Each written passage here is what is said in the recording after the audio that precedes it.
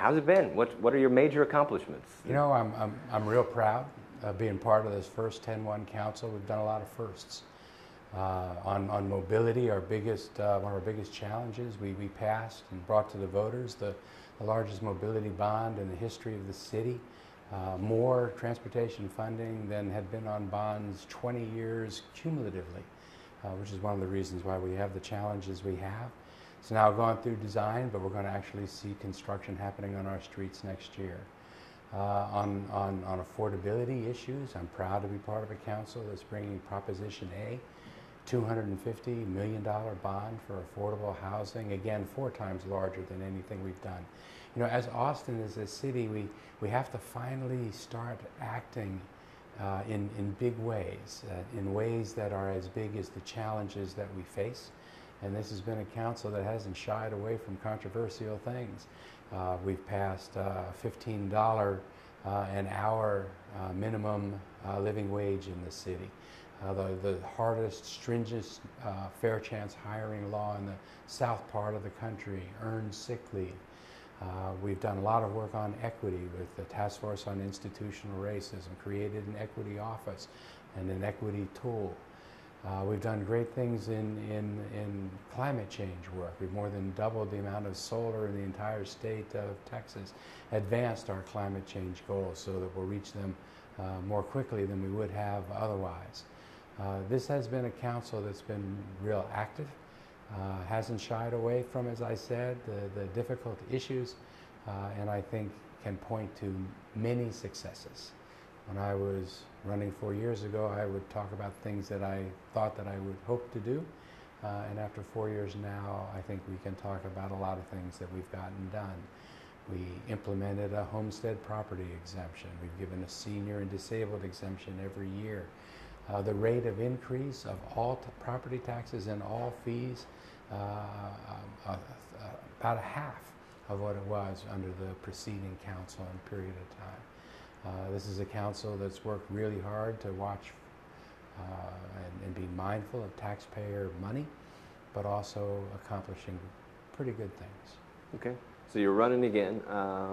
Why, and what do you want to do in the next 4 years? Well, I'm running again. There's been no bigger honor than serving as mayor. And while we've started a lot of, I think, important things, I would appreciate the opportunity to be able to finish the work that we've started. We're going to be implementing the 2016 mobility bond. Hopefully we'll be implementing Proposition A, $250 million for affordable housing. We've just launched an 18-month conversation for high-capacity transit, which we need in the city. We're going to be discussing a convention center downtown, expansion that will give us the money to finally do something about the arch and the homelessness that we're experiencing, building on, ending net effective, ending veterans homelessness in the city. So I would appreciate the opportunity to finish the work that we've begun over the last 4 years with the 10-1 Council. Okay. I guess last 2 questions. I'll pick an issue, and then maybe you pick an issue, and we'll talk about it. But you mentioned the arch there. You know, a lot of people want to move it because they feel like it's just in a wrong spot. It should have been out on the outskirts of the city 20 years ago when it was built, and there's a lot of temptation for the folks there, being right next to the entertainment district, and there are drug dealers that come in and prey on the homeless. Do you at all feel like maybe at any point in the future we should move it, or is that a good spot? We just need to build onto it. What's the solution? Well, I think homelessness is one of the most significant challenges that we have in the city, and the #1 priority identified by the City Council, which went through its very first strategic plan ever in the history of city councils. And the arch has to be a focus of that. It has too many people for the space that exists. It's spilling out onto the streets. We have some of our most vulnerable people then that are being victimized by folks that are attracted to the arch area. And there are public safety issues concerned downtown. What I've proposed is re-scoping the Arch downtown, so that it no longer warehouses people, but it operates as a triage center. So someone comes off the streets, goes into that facility for a day or two, they get assessed. They get the arrangement to get the social services they need, and then they get moved from there into permanent supportive housing somewhere else in the city, where they can go about being safe and secure, or they can achieve and take advantage of the social services, and in many cases restart their lives and get back on a track that gets them back into the community. So there would still be beds there, it would still be a shelter, it just wouldn't be long-term really, or? Well, I don't think it would be a shelter as much as it would be a triage center. Downtowns in cities everywhere are going to be attracting folks that are homeless. That's kind of what happens. So moving this triage center to another part of the city means it's going to be moving away from the people that need the assistance. But when they go into that triage center, they should be triaged. They should receive the immediate service that they need.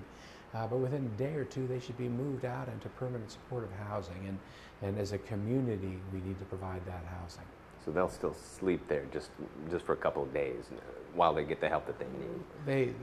They would, but you know, we have in our city about 2,300 people that are experiencing homelessness on any given night. Not all of them stay in shelters, but the people who go to shelters are recurrently in shelters.